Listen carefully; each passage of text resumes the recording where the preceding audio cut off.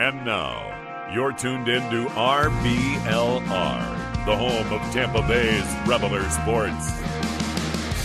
What's up, RBLR Nation? Hope y'all are having a great week, day, night, whenever you're calling in to listen to us. We're coming at you with a Bucs W. We're without our good friend, Mr. Musab Tariq, but it's me and Mr. Blaine in the building today. So before I get any further into the show, I got to shout out my co-host, Mr. Blaine. Say what's up to everyone, Zach. What's going on, guys? How you doing, Carter? How was your Thanksgiving? I'm doing all right. Yeah, happy Thanksgiving. My goodness, it's almost as if that wasn't yesterday. That wasn't even part of my intro. It's all right. For sure. I had some leftovers earlier, so it's definitely that grogginess is seeping in. But yeah, it was a good Thanksgiving. My grandmother was in town, so it was good to see her. Just hanging out with the family. Dad burned his hand. Trying to fry turkey.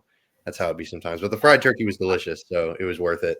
But how about you, man? How was y'all's Thanksgiving? How'd y'all cook your turkey? It was pretty good. I didn't do any of the turkey cooking, so I don't know how it was cooked. I didn't even really eat the turkey, if I'm being honest. I'm not a turkey fan. I'm a ham fan.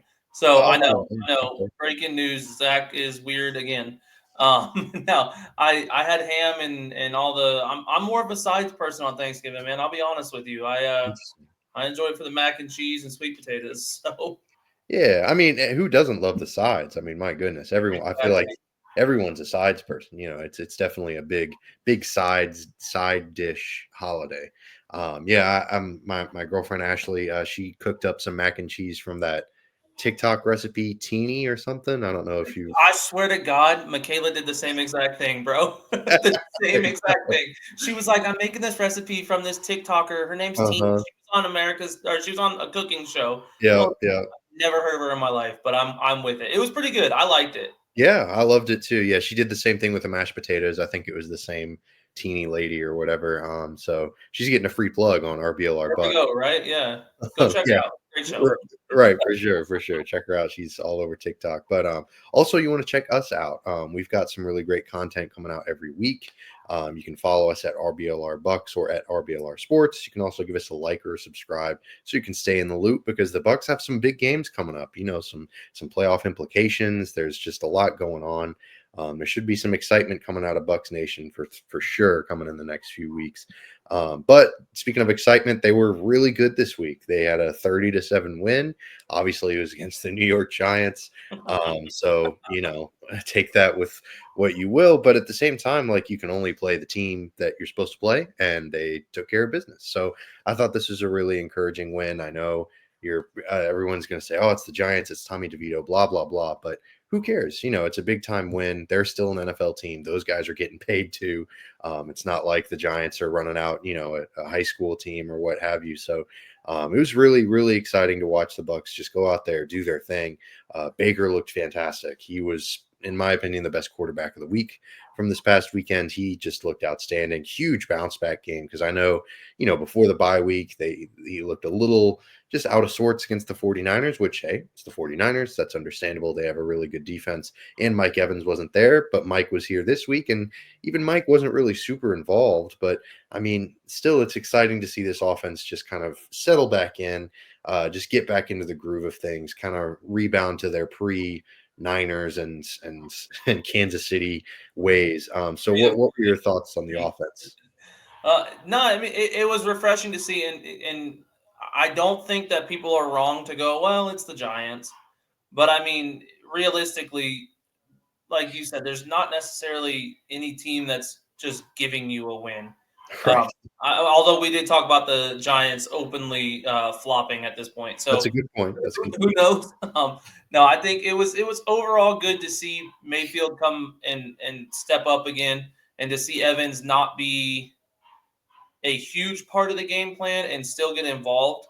Obviously, I want to see Evans as much as we can, but I'm glad that they played it the way that they did, where they didn't just full on target him. And we had our other guys making plays still. I mean, Bucky and Rachaad White were ridiculous, specifically Bucky. It was just all around offensively. We played a great game. Yeah, absolutely. I mean, it was just really, really fantastic to watch. I mean, it was just offensively just nothing to complain about. The running game was fantastic again. Bucky Irving, my goodness. I mean, how many times can you say it? He's been one of the best rookie running backs in the NFL. And, He's part of a top 10 rushing attack. Who could have seen this coming? I mean, I think that I thought at the beginning of the year with the Graham Barton pick that they were going to get better. I don't know that anyone saw this, myself included.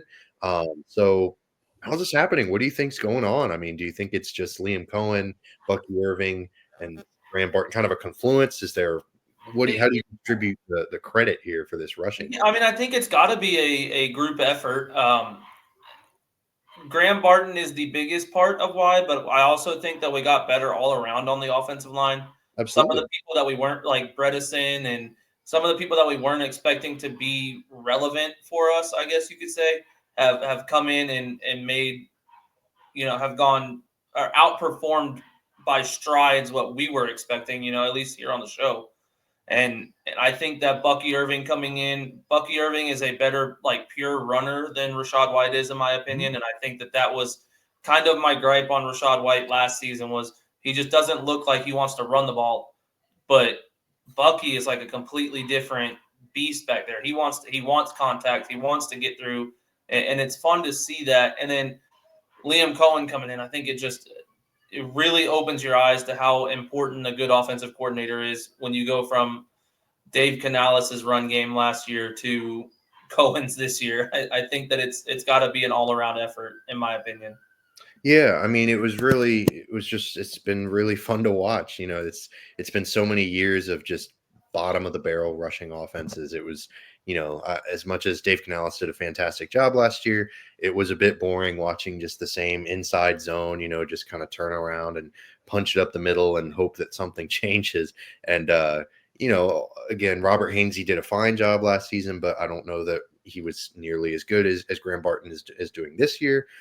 Cody Mauch, my goodness, he's taken a big leap forward this year as well. So kind of a fun side note for this is that Bucky and Rachaad White both faced the top 15 most loaded boxes on runs in the NFL, just having players close to the line of scrimmage, White more than Bucky, but yet Bucky is 8th in EPA per rush, and they both have more yards after contact per rush than Saquon Barkley, who's like an MVP candidate, which I don't know that I'll go that far with Saquon, but he's having a great year. I think you'd be crazy not to go that far with Saquon. It's not a podcast though, so I'm gonna refrain from my Saquon praise. Absolutely. It's tough with Eagles running backs. Like, their offensive line is just so freaking good. Like, his yards before contact are disgusting, which, granted, it's because he's explosive as heck, and it's because he makes really good reads, but it's also because the Eagles offensive line is really, really good. Yeah. They made DeAndre Swift get paid last year. DeAndre Swift was supposed to be kind of dead in the water, and he has now parlayed his year in Philadelphia into a long-term deal with the Chicago Bears, which I think the Bears might regret. Who knows? I think the Bears we're going to regret a lot more than just Swift. So for sure. But again, this is not a Bears or Eagles podcast, even though Eberflus getting fired was really funny. But focusing on the offensive side of the ball for the Bucs, Tristan Wirfs unfortunately was out. But he's questionable this week. That's the good news, and we'll get into some other injury news later on in the episode. But the Giants, if there was any concern with the Giants, I think a big one was the fact that they lead the league in sack percentage. They have the highest sack percentage in football. They have Brian Burns, Kayvon Thibodeau, Dexter Lawrence. I mean, that's a really difficult, defensive line to deal with. Yet the Bucs didn't allow a sack. I know Baker did an amazing job, as he always does. He's done such a great job all year of getting rid of the ball, really low average depth of target. He's one of the quickest times to throws in the NFL. Just really fantastic job of doing that. But it's also the offensive line. They've been doing a really great job of protecting him. And despite Tristan Wirfs being out, they were really, really good. So what are your thoughts on Justin School? Is he maybe giving you a bit more I don't want to say confidence, but are you at least a little more at ease with Justin School out there as opposed to maybe when Luke Gadecki went down? Yeah, see, so I mean, even when Gadecki went down, I was back in School a little bit because we were playing. Obviously, he was one-on-one against Bosa, and he allowed one sack on Bosa from I believe Gadecki went down. No, Tristan when Wirfs went down in the second quarter early in the game, the Niners game. I mean, he allowed one sack from Nick Bosa. So, I mean, obviously, I think the Giants' D-line as a whole is better than San Francisco's, but I was not as worried as I think most people were about School, and I think that it's showing that we have depth at the offensive line, which is something that I don't know that we've been able to say for a very long time. Yeah, I mean, my goodness, and to think that they could really theoretically have more because they had experienced a few injuries here at the beginning of the year. So, it's kind of interesting to think about. My goodness, what if they even manage to stay a little bit healthier? But yeah, I'm with you. It's a really impressive thing for the Bucs to sort of either have depth or be able to kind of scheme away from that weakness. Yeah. Because I think Liam Cohen, I mean, we can't. We're the Liam Cohen fan club here. Yeah, for He's sure. just For sure. he's just done such an outstanding job with this offense because they've been really banged up with Evans, Godwin. Edwin, we know what you meant. Right, for sure. We could Edwin. call him Edwin. It's kind of a combination, but yeah, I mean, just missing so many players, having so many players miss an extended period of time, and yet the offense being as productive as it has been. Obviously, a lot of credit goes to Baker and all the players, but the coaching staff has also done a great job of getting them ready and putting them in a position to succeed. But obviously, the defense also had to show up this past weekend because even though Tommy DeVito, the Giants' offense, it's all kind of a mess. They're still an NFL team. They've still got Malik Neighbors. They had they've got an interesting offense. Yeah, if it's not a good offense, but it can be kind of interesting with how much they target Malik Neighbors, and they're just kind of spamming Malik Neighbors at defenses, which understandable. But the defense only allowing 7 points. My goodness. Zion and Dean played pretty well. They did a nice job of limiting things. And they got 4 sacks, which is really, really good, especially for this pass rush, which has been a bit middling throughout the season.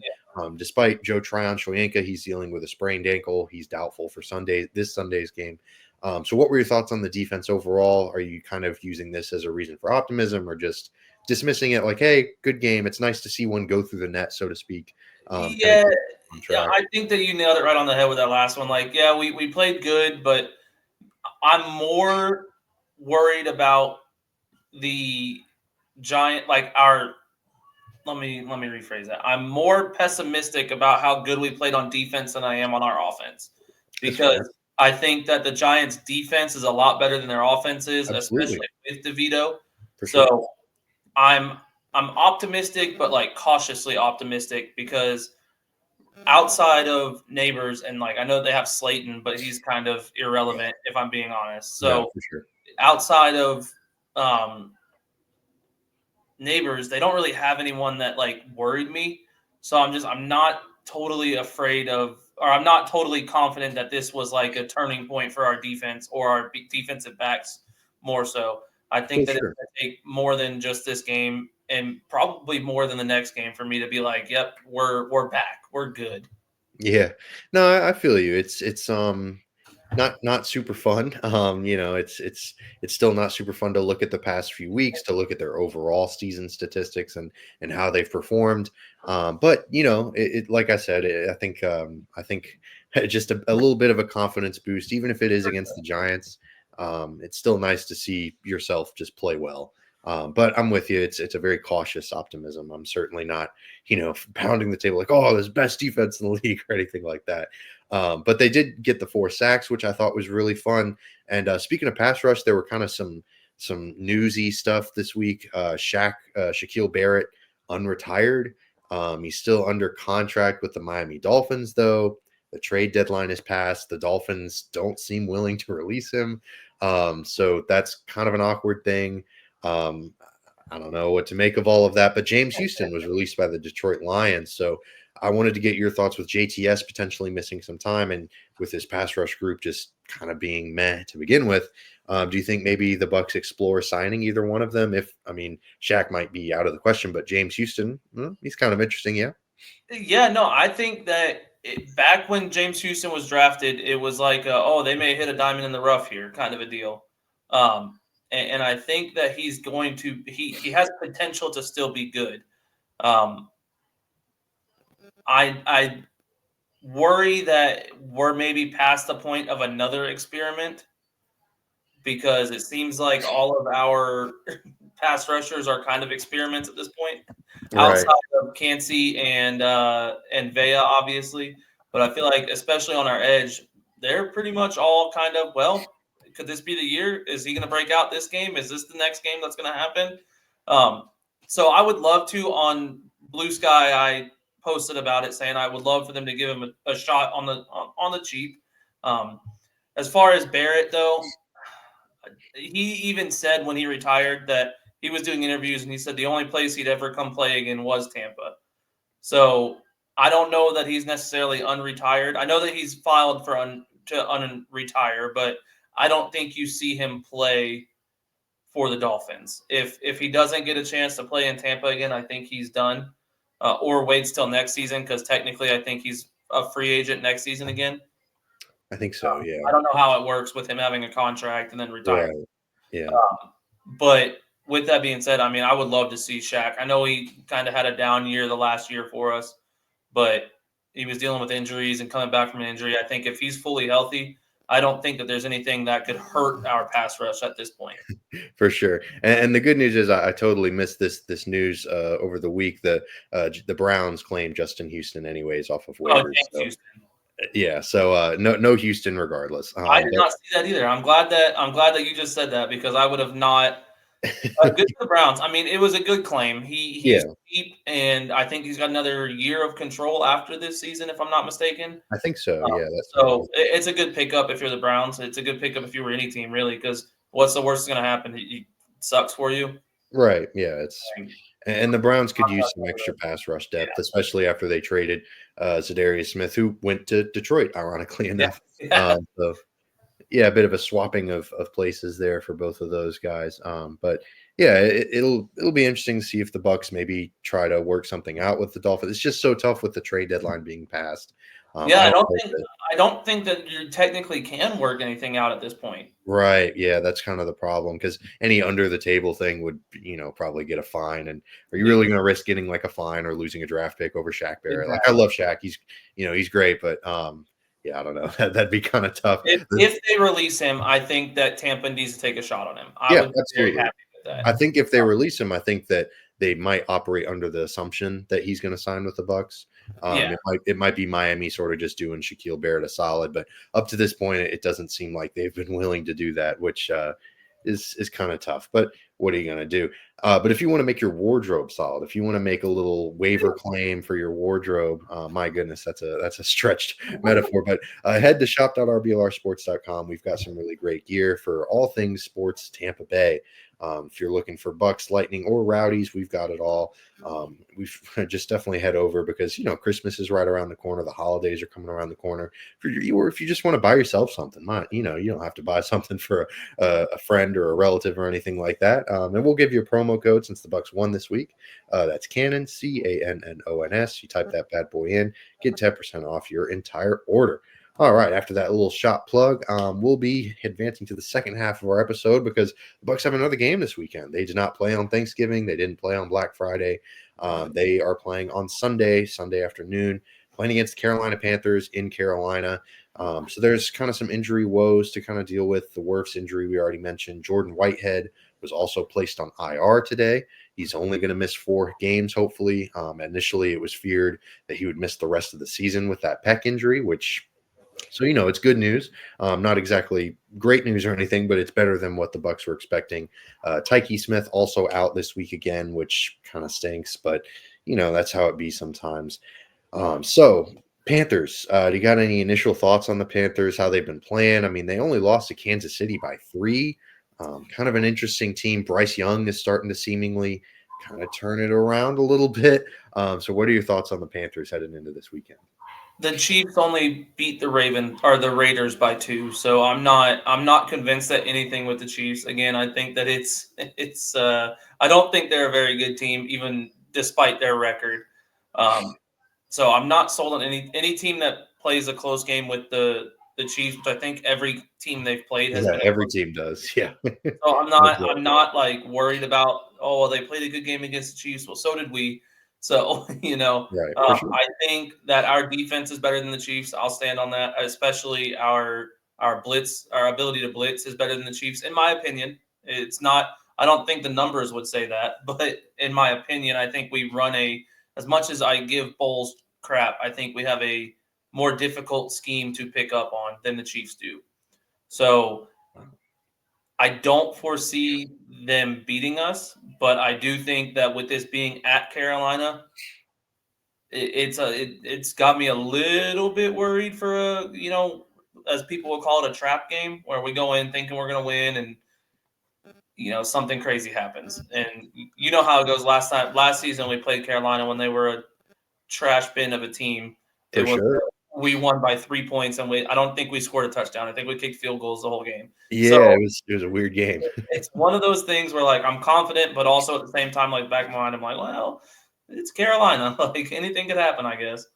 Yeah, I mean these division matchups are always really tough. So it's kind of hard to predict these kind of things. The good news is, despite the fact that the Panthers are sort of trending upward, they're moving in the right direction. They still not a good offense, and like you said, they're not a great team defensively. So it's not great. It's still not where you want to be if you're Carolina. The good news is for them, they are top 10 in EPA per rush and non-garbage time minutes. So that's kind of an area of concern. What are your thoughts on the Bucs kind of just stopping, because it's Chuba Hubbard? He's been great. He got an extension. Yeah, he's been really good. Their offensive line is much improved. They invested a lot into it this offseason, and they've been playing well. It's just they still only have, Xavier Legette and Adam. Exactly. Yeah, so it's tough because Bryce Young's getting a little bit more time to throw, but his guys aren't necessarily getting open as well as I'm sure that he would like. So anyways, all that to say, what are your thoughts on the Panthers run game? Like, how do the Bucs maybe, do you think they load up the box a lot? What do you think the Bucs do against Chuba Hubbard in this run game? I think you're going to have to load the box. I think you're going to have to be creative with your blitzes, because I do think that Chuba Hubbard is probably one of the better running backs the most active running backs that we faced, I should say. I know we faced Gibbs when we played Detroit, but it was very early. We played Saquon, but even Saquon had a really good game against us, if I'm not mistaken. So I'm worried about it, but also at the same time, if you can only run the ball, like we experienced this last season when we could only pass the ball. You're giving up. You're not worried about what's going to happen at other positions. You're like, all right, they're going to pass the ball. We're going to play pass coverage. If we know that Carolina is going to run the ball more than they pass the ball, we're probably going to play run heavy defense. And I don't foresee them having a huge game against us, but it does worry me because running backs have kind of had their way with us this year. Yeah, the run defense has been rougher than it has in a very long time. Yeah, I mean, I don't know really what to point to with that. I don't know. Ever since Ndamukong Suh left, they haven't really been the dominant force that they have been. But obviously, Ndamukong Suh's like almost in his 40s. So not saying to bring him back or anything, but they haven't really been able to find a great replacement for him, because Logan Hall is kind of more of a pass rush guy, I guess. He's not quite as stout against the run as the Bucs have been in the past. Obviously, losing Devin White as well. I mean, as much as Devin White has kind of fallen off the face of the earth in regards to the NFL, he was playing really well in his prime with the Bucs, and he was a big contributor as to why this rush defense was so good. So I'm not really sure how the Bucs kind of counter that, but like you said, the good news is if they're only able to really run the ball, I do think that the Bucs can really limit what the Panthers can do offensively. So how about any fun matchups? This doesn't necessarily have to be a good matchup for the Bucs or a good matchup for the Panthers, but just something that maybe you're watching for in this game. What are some kind of individual or group matchups in this Bucs-Panthers game? I think we've got to look at Rachaad White I'm not even going to say Rachaad White first anymore. We have to look at Bucky Irving and Rachaad White against Carolina's front seven.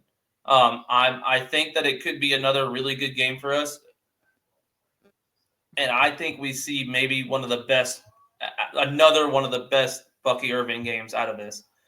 So it's going to be interesting. I'm excited to watch them run the ball and see how it works out this game. Yeah, I mean, it's been really fun to watch Bucky play against everyone. It's been really, really outstanding stuff. So it's just been been really good to watch them, do their thing. And the good news is the Panthers' run defense, one of the worst in football, 30th in EPA allowed per rush. Obviously, Derek Brown goes down at the beginning of the season. I think he had a season-ending injury. He hasn't played all year, and he was a big part of their run defense.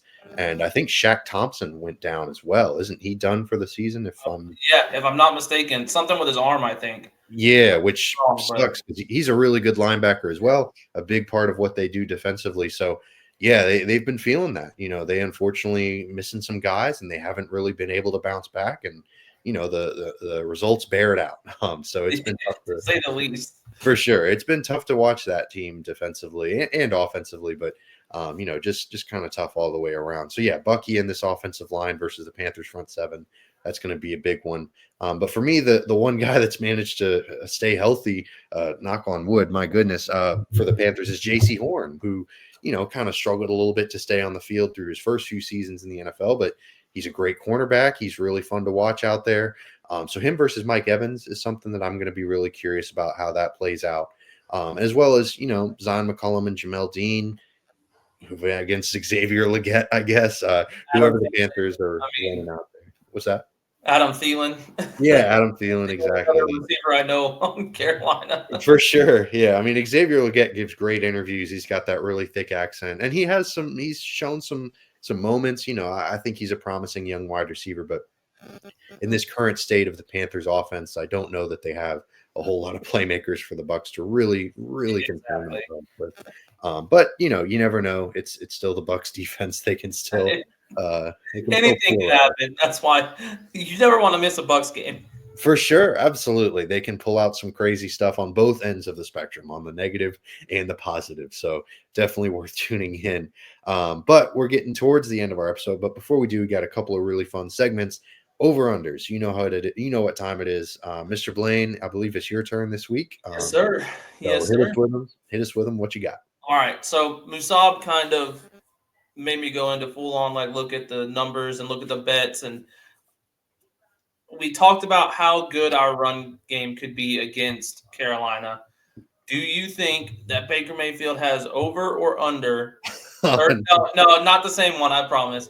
Over or under 32.5 pass attempts? Oh, okay. I like this one. This is a really fascinating one. I'm going to go under. I think 32 is kind of a big number. Yeah, I don't know. Like you said, the Panthers just have such a tough time defending the run. Everyone knows this. Liam Cohen knows this. The Bucs are. If we know it, the Bucs certainly know it. So I think they handed off quite a bit. They incorporated Sean Tucker into some goal line formations last week, which I thought was really cool. That was really fun. So I think that just having three solid running backs is really good news, and it also means that Baker doesn't have to sit back there and throw the ball nearly as much, and the Panthers offense kind of struggles, so I don't think it's going to be a shootout or anything like that. If it is, then we're going to have an ugly episode next week for sure, but I'm going to go under on that. So I just think the Bucs run the ball quite a bit. Yeah, and I agree with you 100%. And an interesting thing that I saw was, if I'm not mistaken, Baker targeted or completed a pass to 11 different eligible receivers. I love it. Last game. But then with the 4 different rushing touchdowns that we had, it may have been the first time in franchise history, or at least in a very, very long time, that 4 different players have run a touchdown in for us. Yeah, absolutely. That was really cool. That is really cool. It's kind of one of those silly kind of not really meaningful, but it's fun. If it wasn't a great game. For sure, it's fun. But my next one is, with Evans kind of being back and having a week under his belt, over or under 7.5 targets? Ooh, targets is tough, because if you went catches, I'd probably go under pretty easily. Targets is a different story. I don't know. Like you said, you mentioned him spreading the ball around last week with the 11 targets, or 11 different receivers getting targets. Cade Otton's been fantastic. I mean, I love Sterling Shepard out there as well.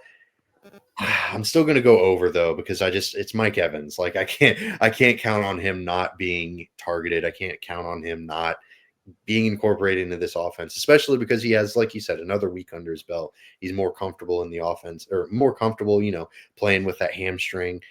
So I'm going to go over.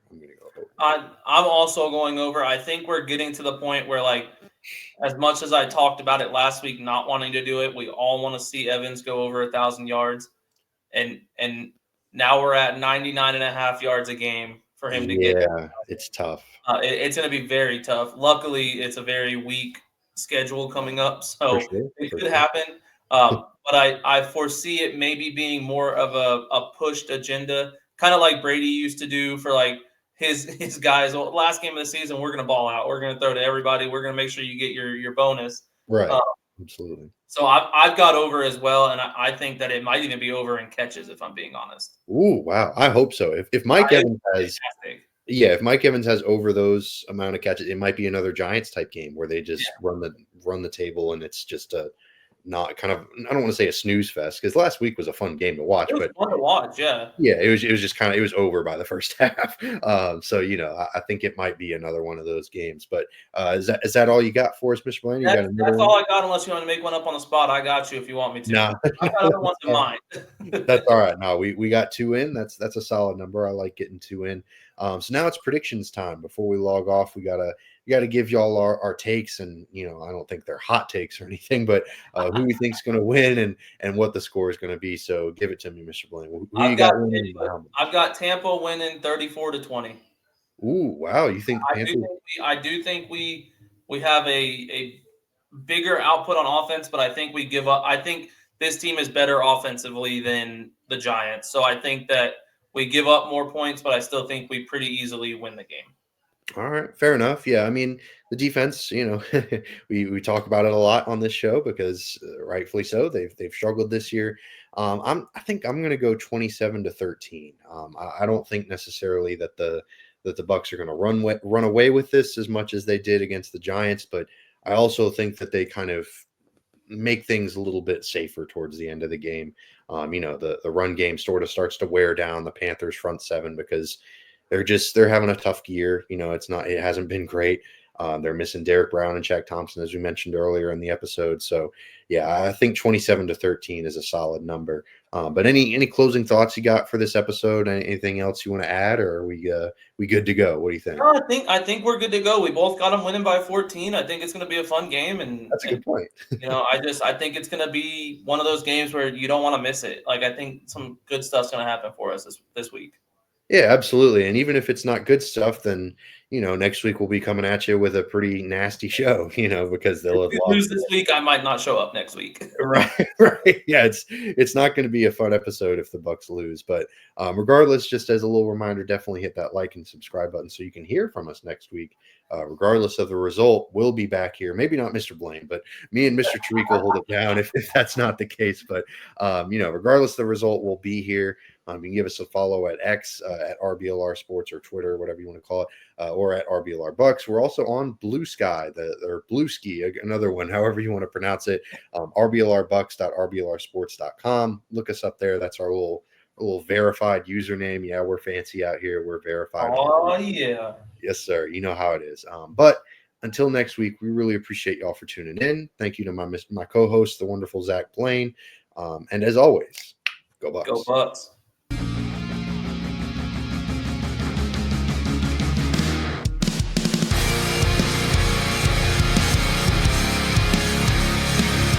Thank you for tuning into this presentation by RBLR Sports. On your way out of the stadium, please remember to like and subscribe.